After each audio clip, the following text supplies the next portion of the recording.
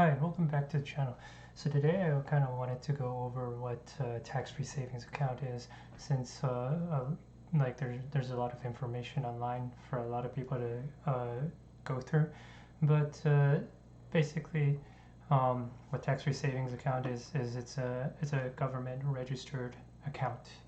So it's a registered account with the government of Canada, and they allow you to do a certain contribution to it every single year.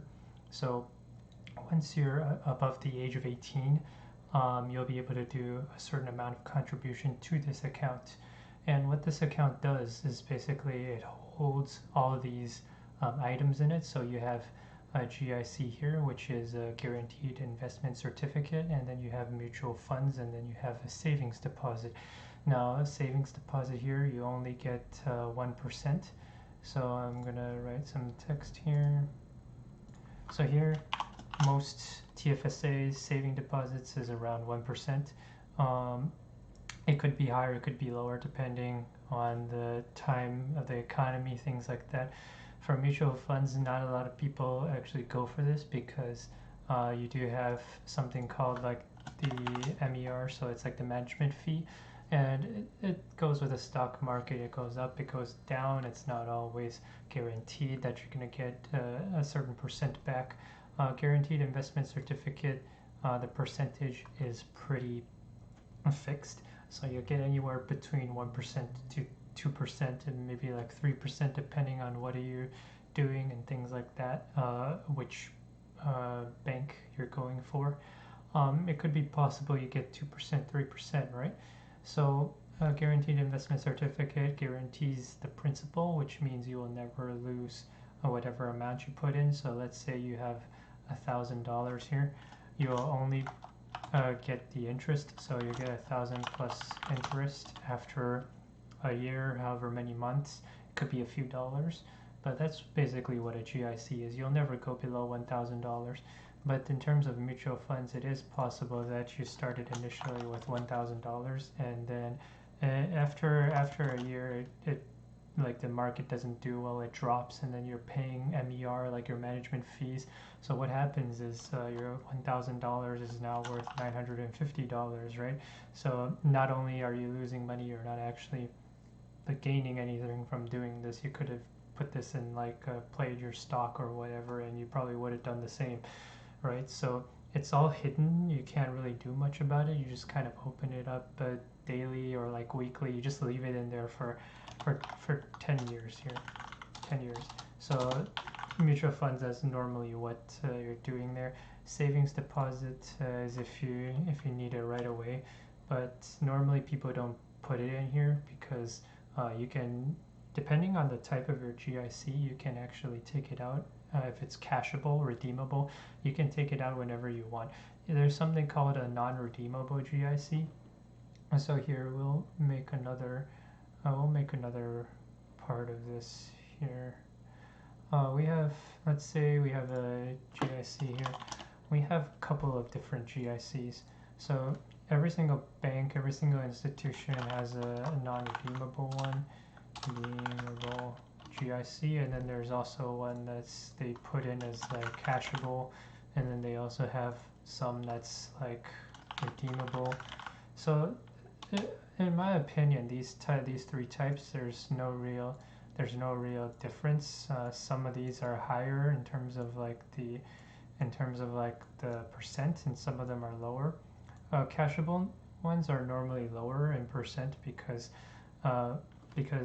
you're expected to move the money out anytime. It's more short term, so the banks normally offer lower interest on this. This is higher. This is the same pretty much, but a little bit higher than cashable, I guess. Non-redeemable, normally it's locked in, and they don't allow you to redeem it. If you do break the contract, you don't get any interest at all. So you just put in 1,000, you take out 1,000. If you break the contract, you just take the whole thing out, and the bank doesn't give you any money, basically. So that's the breakdown for what GIC is, what mutual funds is, what saving deposit is, and what you can put inside a TFSA, basically. But this is for a general rule of TFSA. There's also another one called direct investing. So if you do self-investing, then it's then you just do whatever you want inside your account. The current if you look up online, the current amount that you can contribute is for 2019. So 2019, the contribution room right now is 63,500.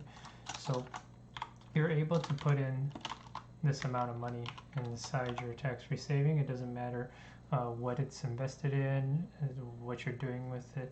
It's 63,500, but this is only if you're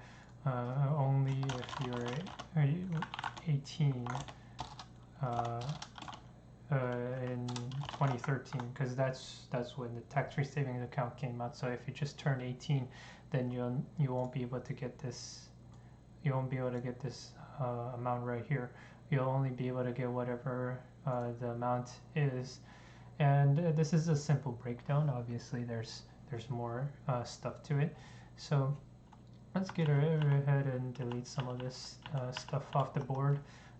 There's also something that's like contribution. So what happens is if you over contribute, the government will tax you a lot, and you don't want that to happen. So let's say you put in the maximum. Let's say the maximum contribution room 1,000. This is how much you have. So you put in 1,000, right? And then you 1,000 put in. Okay, you put in 1,000, and then you take out 1,000, right? So you take out 1,000, take out.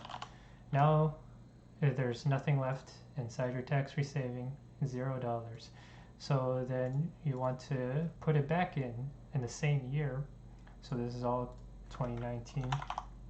What's going to happen is the government is going to look at your account and be like, no, you're maxed out in terms of your contribution. So even though you put in 1,000 again, the government will see